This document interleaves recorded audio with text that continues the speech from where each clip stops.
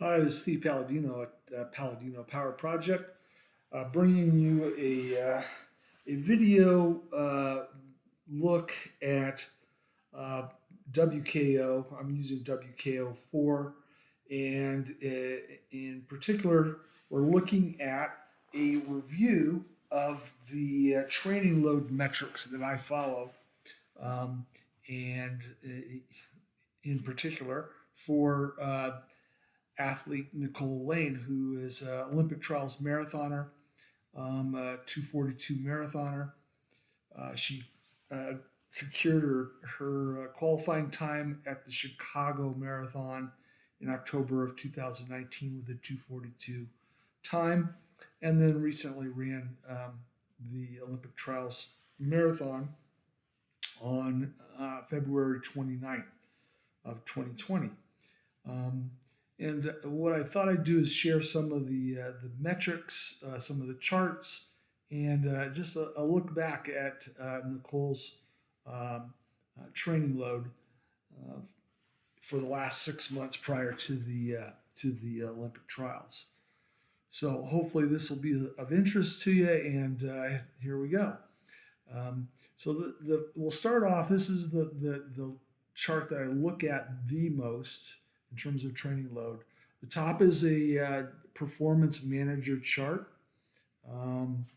using the performance manager model, which was a Andrew Coggin creation. He had a work group, but he was it's his brainchild. And so the what we're looking at is the blue line is chronic training load. Chronic training load. The and it uses training stress score, which is a combination of both duration as well as relative intensity. The pink or magenta line is acute training load, short-term training load. The yellow bars are training stress balance. Positive means more rested, or it also means that the acute training load is less than the chronic training load. A negative bar or training stress balance here is it means that the athlete is a little more fatigued, or in more specifically, that acute training load is higher than chronic training load. The blue dotted line is uh, chronic intensity load. Chronic intensity load, which looks at intensity factor. Um, so that's the top chart there. The bottom chart is the CTL, chronic training load ramp rate. And we like to see if you're ramping in a positive direction, you want to see the ramp rate in the positive, but you don't want to have it ramp too rapidly. And so we like to keep it below 7 training stress score per day per week. Um, and ideally even less than that. You can see that she peaked out here. It was 6, and right before Chicago, she was up around 6 as well. The sweet spot, in my opinion, depends on athlete, depends on what their tolerances are, but somewhere in the 2 to 5 range. And in this case, you can see 2, we're hovering right in that 2 to 5 range right here. Um, so this is the ramp rate. This is the rate that we're raising chronic training load at. And we don't want it to be too much, but we want it to be progressive. We want the training load to ramp or be progressive, so we want it to be greater than 0. So let's look back. There's 2 key dates. There's each of these blue diamonds here is a race. Each of them are a race. And this one right here is Olympic Trials Marathon. This one right here is the Chicago Marathon. I don't have the whole build up for Chicago Marathon here. because we're focusing more on the Olympic trials here. But you can see that we're coming off this ramp. We built ramp up to a certain peak here, which was roughly 2 weeks before the actual marathon. Then we started a taper, which you can see the ramp rate starts dropping, and this is about what we had on prior to race day. So we're bringing it, so the TSB ended up around 37, and the ramp rate was just about zero, effectively zero. That's leading into Chicago. Here, you can see that we have recovery, and because there's not as much training going, the ramp rate goes way down, TSB goes way up because you're not adding training load, you're recovering.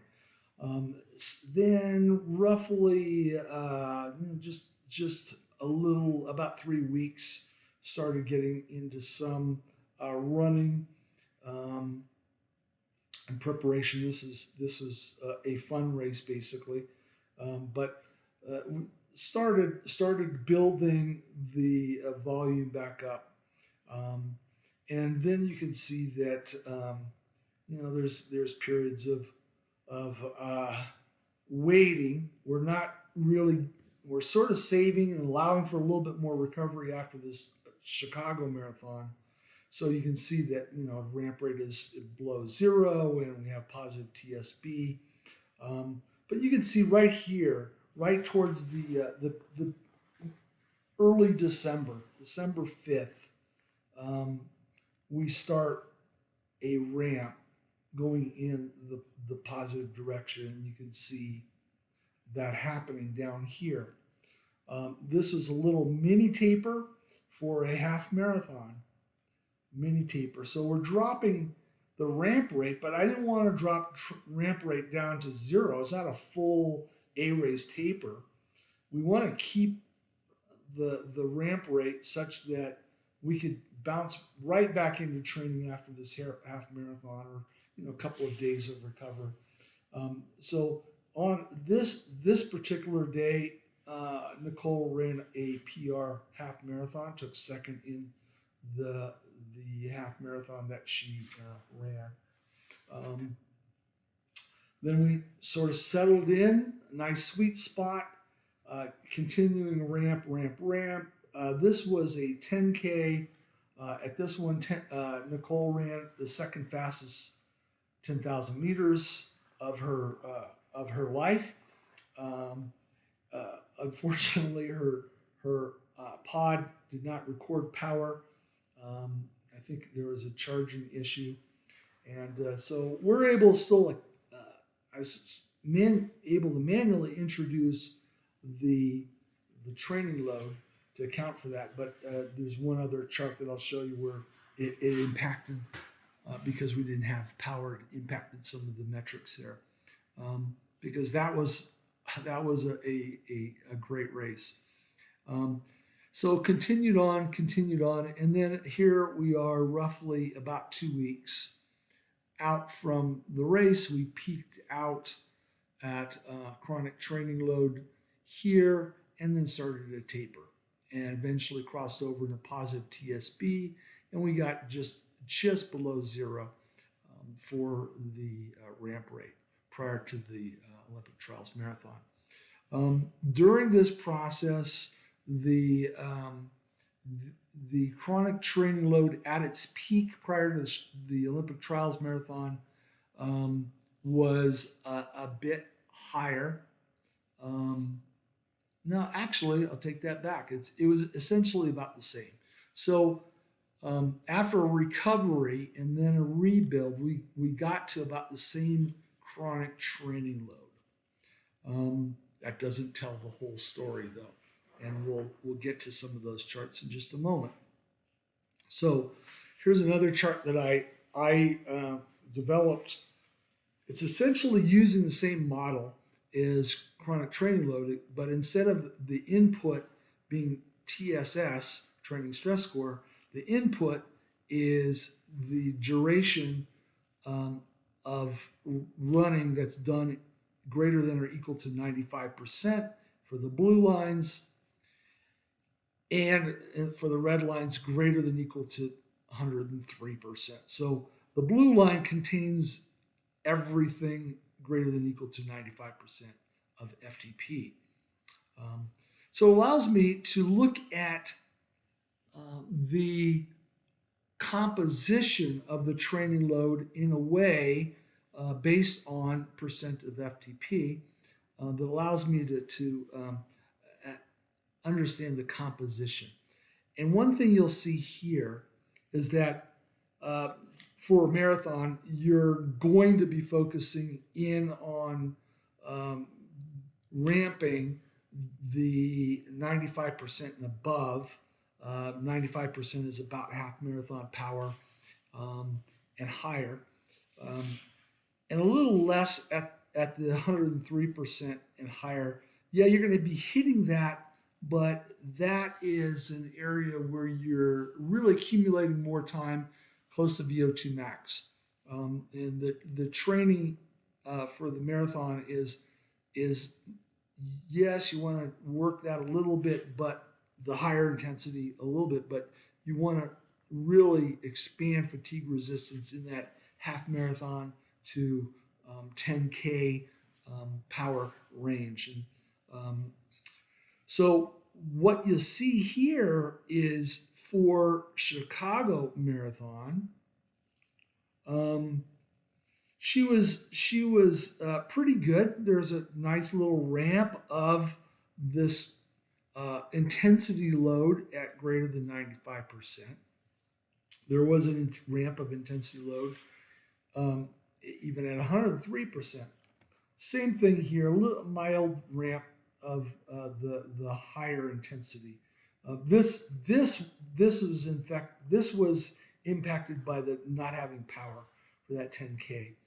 Had we been able to load the 10K power, it would have reflected in a little bit more rise here at both the red and the blue lines, because she does run her 10Ks with a substantial portion greater than or equal to 103% of FTP. But the key thing is remember, chronic training load peaked out about the same. It was like 2 TSS lower for the Olympic trials, but she peaked out higher in terms of the intensity load. So she had about the same chronic training load in terms of volume combined with intensity, all intensity. But here we can see that the composition of her training load was a little bit more skewed to 95% and above than for Chicago back here. And I say a little bit, all right? We'll see that evident in a couple of other slides or a couple other charts. I'm just going to pop this one up here. This is the acute training load to chronic training load ratio. And it's been discussed that over 1.3 is getting a little bit high, and less than 0.8 is a little bit unproductive. So you like to see the ATL, the CTL ratio lying in this band here, between 0.8 and 1.3. Now, that said, look up here at TSB. So you see that here we are, we're in a productive range here and sort of getting pretty close to being high. This is offset by a day. So you can see that we're getting close to that mark in a couple locations where those are probably after significant long runs. And then we dropped down, so the TSB became positive, so we're dropping down in that ratio. And then TSB, it has a prolonged period of positive, you can see that drop down. So ATL-CTL ratio is essentially telling you the same information as looking at TSB, except that this is actually has the bands on it in this particular chart, and this one does not. But it's very, very similar information to what TSB is. TSB is ATL minus, I'll scratch that, CTL minus ATL. And this is just a ratio of the two. Another look at the training load during this period, you can see that what we've done here in the lower chart is I'm looking at TSS, daily TSS as a percent of the CTL. All right, so the lines here are 100% is the lower dotted line, horizontal dotted line. 125%, 150% is the upper line. And you can see that here, you can see recovery runs or easy aerobic runs, always less than 100%. You don't necessarily want to be building your CTL on easy recovery days. So it should be less than 100%, under what your CTL is. You can see these other ones where things are lying in the 125% region. They're over 100, getting into the 125 to 150% region. Those are significant key workouts, longer intervals, longer tempos, midweek runs. And then you see these ones that are up over 150 and even get over 200%. Those are the long runs. Those are long runs where the TSS that you're accumulating there is over 200% of chronic training load. Then you look at these, and this is a marathon, this is a marathon, and you could just see that those rack up big time training stress scores or training stress relative to CTL. So this and this, if you look at it and you also are thinking in terms of glycogen depletion, you can certainly imagine that's glycogen depleted, that one's glycogen depleted, and some of these other ones. As you approach higher percentages of CTL, you're going to be drawing down on glycogen reserves on those particular days. All right, so those are aside. Now let's go to a couple of other things. I'm just going to look at or give you a look at things in terms of report form, what her mileage was. And you can see roughly the mileage, the monthly TSS, the monthly total work in kilojoules, and even here we have the distribution to the various Palladino Power Project zones. And then lastly, the last two columns are the percentage of the volume greater than 95%, the percentage of volume greater than 100%. I use 95% as sort of the demarcation between the moderate and then the higher intensity zone for runners. This differs from Seiler a bit, but I think this is more appropriate for runners. But you can see here, going back to this, we can see that she had similar peak the month before the marathon, peak month here, peak month here. This is before Olympic trials. This is before Chicago. Similar in terms of miles, similar in terms of TSS, similar in terms of kilojoules, kilojoules of work done. You also see that they're very similar in terms of the distributions. There are a few differences here. that in the month before Chicago, it's about 12% of the time greater than 95%, and the month before Olympic trials was 14%. So that's a little bit different. We'll see that in another graphical depiction. Um, this is weekly. I'm not going to go into each week, but you can see that peaked out mileage. This is the 2 weeks before, actually the third week before, ending at 2 weeks before the race. 101 miles before Chicago, 100 miles before Olympic trials. The mileage here, this is a little taper for race, but the mileage here, generally was sitting in the 70 to 80 range. Here, the ramp got a little bit higher and got into 93, then a little taper, and then 101. So the volume was a little bit higher leading to Chicago, just a bit higher. And the volume leading into Olympic trials is just a little bit lower. Again, that's reflected here.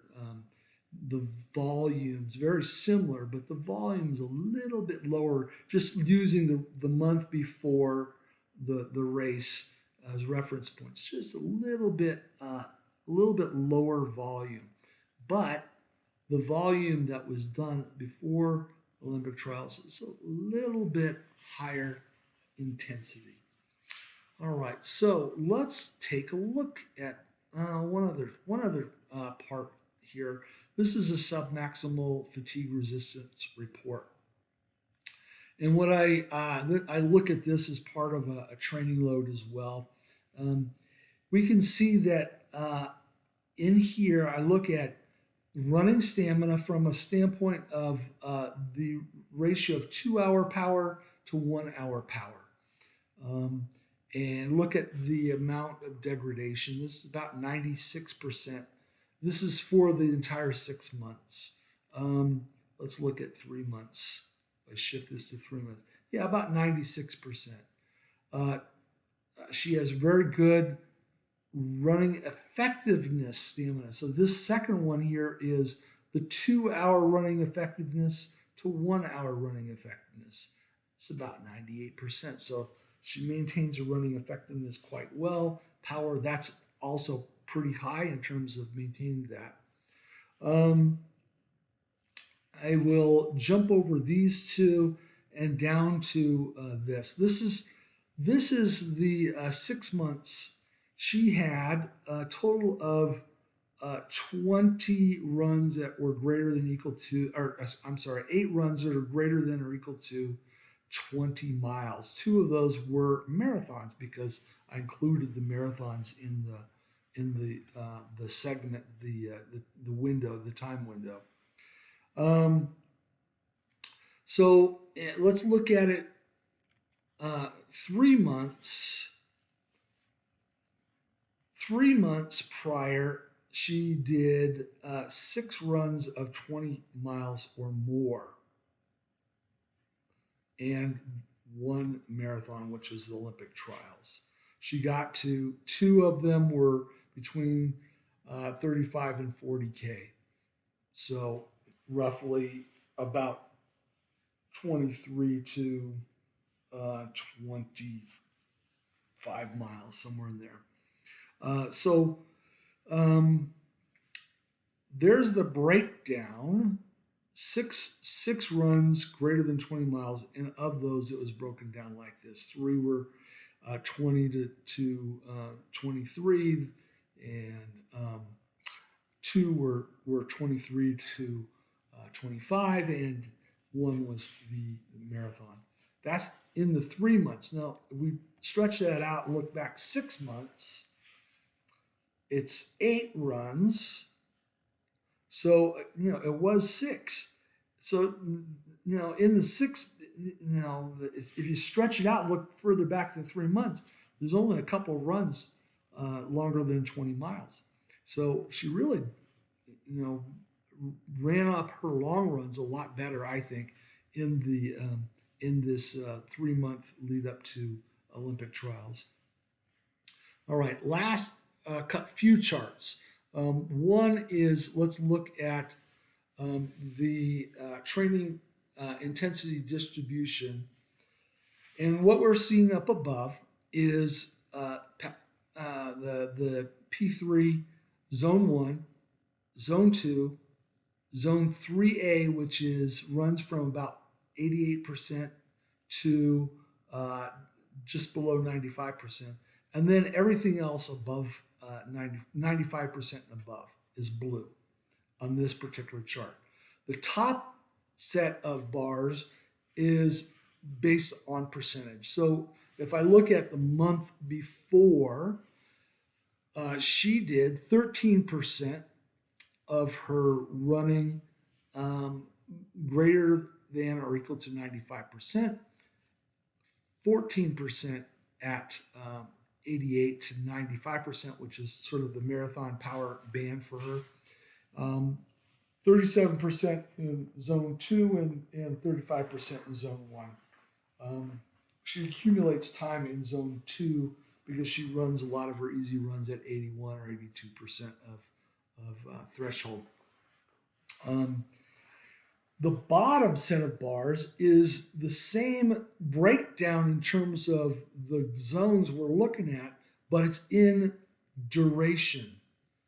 It's in duration. So actually, let me go here and actually get the right set of bars. So this is February. This is January. This is the month before Olympic trials. This is a month before Chicago. And you can see a little bit more duration, total duration, volume. But if you look at the green and blue bars versus the green and blue bars over here, a little bit less total duration overall, but a little bit more in these upper bars. Zone 3A, which is 88 to less than 95%, and this is everything else. So let's take another look. Let's take these blue bars and let's look at those. Let's look at how those are broken up. Just the upper zone. So the yellow is zone 3B. That's 95% to 101%. Then there's zone 4, which is 101 to 106%. Zone 5 is above 106% up to about 116%. And then we get into zone 6, which is the anaerobic, and is above 116 to 150%. So as we look here, these are percentages, and these down here are the telltale. These are actual durations. Same zones, but looking at durations. This is the month before Chicago. This is the month before Olympic Trials Marathon. And you can see that as we saw in the prior chart, that these upper zones, these key zones, are higher intensity zones, have a greater amount of duration. She spent more time the month before Olympic trials and the month before Chicago in zone 3B, 95% to 101% of FTP, and looks about the same time. Let's see what we have here. We had in this zone 4, 101% to 106%, an hour and 9 minutes, 30 seconds total. This one was an hour and 13 minutes and 10 seconds total. So a tiny bit more time in zone 4 as well, and zone 5, that's 106 to 116%, 27:22 versus 28:13. So just a little bit different there. But you can see that she spent more time at a little bit higher intensities, a little bit lower overall volume, as we saw, a little bit lower overall volume, but more time in these upper zones as reflected here.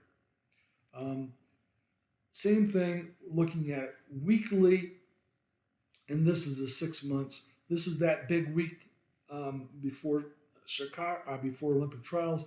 This is the big week before the Chicago, and you can see that even there you see a little bit more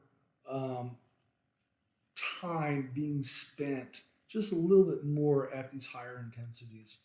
And if we look at it this way and look at volume or duration in those higher intensities, look at before Chicago. I mean, Chicago happened right in this at the end of this week.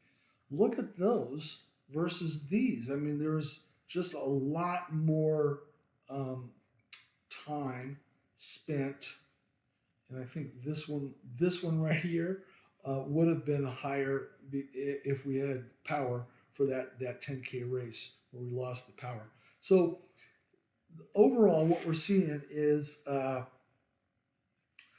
higher amount or percentage, a higher volume spent in these higher intensities training for this. I think overall, looking at these various charts, I think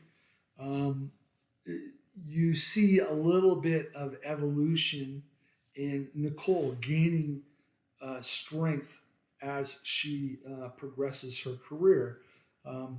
She's able to accumulate a little bit higher percent at these higher total volumes of running. What I'd like to see is a little bit more consistent band of higher volume like we saw before Chicago, added with this a little bit higher relative distribution to these higher intensities. All in all, I think she nailed it. I think she had a great 6 months, and hopefully you have picked up a few things and seen a few things in the training load of an Olympic trials marathoner. Thank you for watching. Take care.